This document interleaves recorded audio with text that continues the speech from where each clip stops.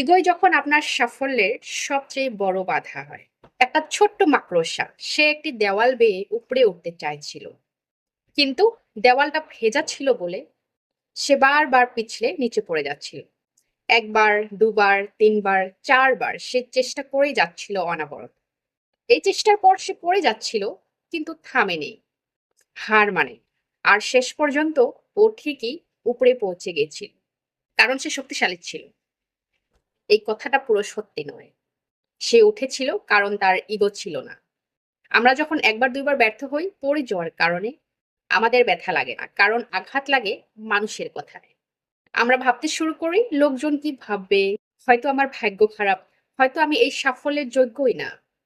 আর সত্যটা হলো, আমরা পড়ে যাওয়ার ব্যথায় হারি না, হেরে যায় আসলে পড়ে যাওয়ার লজ্জায়। এই জীবনের দূরে কেরিয়ার, বিজনেস, সম্পর্ক, স্বপ্ন, প্রতিটা জায়গায় চ্যালেঞ্জ আসবে, কিন্তু মনে রাখতে হবে সাফল্য তাদের কাছেই ধরা দেয় যারা ইগোকে পাশে সরিয়ে রেখে বারবার উঠে দাঁড়াতে পারে এবং সেই সাহসটা দেখায়।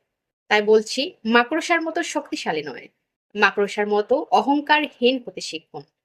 কারণ সাফল্যর পিছনে রয়েছে ধারাবাহিক সাহস আর লজ্জাকে জয় করার গল্প।